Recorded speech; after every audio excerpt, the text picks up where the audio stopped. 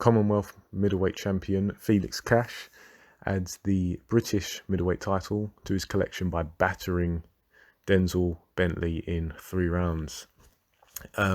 This was a good performance by Cash. Pretty much had his way the entire fight, and never let Denzel Bentley into the fight. He noticeably hurt Bentley a few times. I think most noticeably in the first round, where he landed a left hook, which kind of landed with the fingers. So for Bentley to be hurt by it, I think it was quite telling that these guys were leagues apart. But yeah, after 2 rounds of kind of, I don't even want to say feeling Bentley out, I feel like Cash kind of just had him covered, had him figured out from the opening bell. And he managed to line up a big right hand on Bentley and sent Bentley into the ropes, and then just wailed away with a few more right hands until the referee jumped in. I imagine that this post-fight review will probably last longer than the fight itself. But just to analyse the performances of both guys, I think there's a definite skill gap, technically and tactically, between Cash and Bentley. Cash being superior, of course. Bentley, I'd only ever seen once on, I think, the rematch that he had against Mark Heffron, I believe. And I got to say, I wasn't too impressed. And based on that performance I saw of him, I really wasn't that interested in this fight. I felt like Cash was just better. He's just a better fighter. I'm not aware, I'm not completely clued up on the amateur backgrounds, but I've heard rumours. I've heard that Cash was a decent amateur, whereas Bentley I don't know that much about. But just seeing him, he looked very basic, Bentley. Well coordinated, fairly accurate, but not particularly developed in his boxing knowledge. He's a very, very standard fighter. Probably a decent athlete as well, but nothing really to write home about. And I can't say that Felix Cash has been setting the world alight, but he has put in some decent performances since he's turned pro. He's managed to get rid of people early, get rid of people late. And I think in general, he's just been fighting more proven opposition than the likes of Denzel Bentley. Denzel Bentley, despite the fact that he hasn't looked sensational in his past performances, he looks very amateurish in this fight. Not necessarily in his technique, though his technique wasn't great, but I feel like the pressure got to him. I feel like there was maybe some intimidation in the ring from Bentley because he was in there with Cash. Cash is a big guy for middleweight, and there were times whenever Cash would land a jab, or whenever he'd land any punch really, Bentley would kind of react by kind of hopping in the step. Not really hopping, but you could see his legs were stiffen up and it kind of jolt him. And that's quite common when you see people having their first sparring session or their first amateur bout, is the shock of getting hit. It makes their bodies do this jolting motion. And that's what I was seeing in Bentley. And it kind of just showed that he looked quite nervous. This is someone who, in his past performances, seems to be fairly well coordinated, but that coordination, especially of his legs, seems to just go out the window in this fight. So I think definitely nerves and intimidation were a factor. But yeah, in general, he was just beaten by the better man. He was outmatched in pretty much every department. And Felix Cash, I think he's shown that he's a very mean dude. This guy does not come to play about. He is in there to take your head off, but he doesn't rush. Not from the performances of his that I've seen. He does take his time. I don't think he has the greatest boxing IQ. I don't think he's a technical wizard or a tactical wizard. But he's good. He's polished. He has good stance, very strong. He seems to have a good array of punches, straight shots, hooks and uppercuts, and he mixes them up well. I've criticised Felix Cash on his feinting. Sometimes I feel like his feinting doesn't really give him much of an advantage.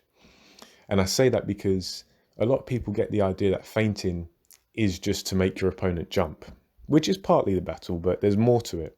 Your feints should get your opponent out of position while moving you into a more advantageous position. And as such, you have to feint in a certain way to maximize the benefits of it. A lot of times, the guys, they might just do a little flinch, or I've come across some people where they'll have a high guard and they'll kind of poke their head through the guard. And it's completely useless because, yeah, it makes the opponent jump, but it doesn't necessarily move them out of position to the point where they're getting out of the way of the punch that they are inciting. So I've had that criticism of Felix Cash, but I can't criticize him for this one because he managed to, well, his feinting was just a lot better in general. I found he was able to set up his left hand quite well by feinting with the right hand and loading up his left side and then whipping shots out. Just revisiting the left hook that buzzed Denzel Bentley in the first round, it landed with the fingers, which anyone who's boxed for any length of time knows that if your punches are landing with your fingers, they're not particularly powerful. And I think that's probably the only criticism I can maybe leverage at Cash, is the fact that his stance is very bladed. And this term some people may have heard of, it means that, say, as an orthodox, his left side is so far ahead of his right that he's almost standing in line to the point where his right foot is behind, like directly behind his left foot. And that can interfere a lot with the rotation you're able to get on your left hook. You'll be able to get your right hand pretty powerful from that because a lot of the weight's already there. And so all you have to do is rotate forward into that straight right hand or right hook or whatever. Whereas with the left hook, the fighters with this side on stance are typically limited in the left hook. They can throw a decent jab, but in terms of proper power punches, like left crosses and left hooks, it doesn't seem to work as well because they've already got that left side so far forward already. But maybe I'm being picky. At the end of the day, he got the job done and he got it done in style. I initially did have a problem with the stoppage, not because I thought, it was way too early. I just thought there's a lot on the line. It's the British title and the Commonwealth title. These are life-changing fights, potentially, for fighters of this level. And I just think that Bentley maybe should have just been given a count, let him take a knee. Unless, he stayed on his feet for a much longer period and Cash just lit him up with both hands from then on, I could understand that. But let him go down, take a knee, give him an 8 count, see if he wants to go on. If he does, he goes on. If he doesn't, the fight's off anyway. But as I say, I think I'm just being picky. But initially I did have a slight issue with the stoppage, but looking back, I think maybe it was acceptable. I think right now there's just kind of an atmosphere of, iffy stoppages in British boxing. There always has been, but, it kind of, when it rains, it pours with these kind of stoppages. That's what I tend to find. So yeah, that's the fight itself. Watch it. It's a good fight. I definitely slept on it, but it's up to watch already. In the post-fight, I've seen some headlines saying that Felix Cash is calling out the likes of Eubank Jr. Personally, I know a lot of people don't rate Eubank Jr., but I think he might be a bit too much for Felix Cash at this point, purely because I don't think that Felix Cash has enough size or enough physical prowess to intimidate Eubank. Like, for example, when Eubank lost to Billy Joe Saunders, Billy Joe Saunders is very slippery. He was much more experienced than Chris Eubank Jr.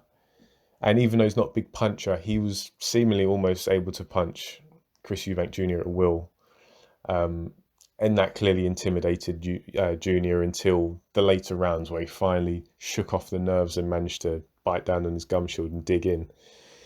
Then with George Groves is a big puncher, you know, maybe not the greatest super middleweight, but he was a legit puncher with the jab and with the right hand. And he was bigger, you know, that was at super middleweight, where a weight class above where Eubank Jr. started his career. So those guys, you can understand how Eubank Jr. lost to them. Whereas with Felix Cash, I don't think he has much to intimidate Eubank Jr.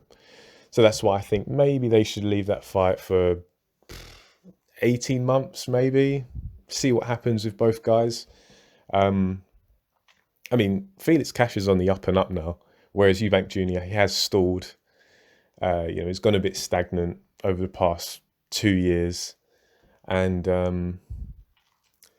he has his blockbuster next weekend with Marcus Morrison, which we'll touch on in the week.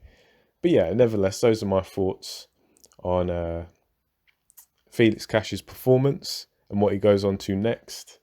I'm sure this video is going to last longer than the fight itself. But yeah, why not check it out after you've watched this video. So yeah, that's it from me, guys. Thanks for listening. If you like the video, give me a thumbs up. Comment down below if you want to discuss this fight, and subscribe if you like this channel. Thanks very much.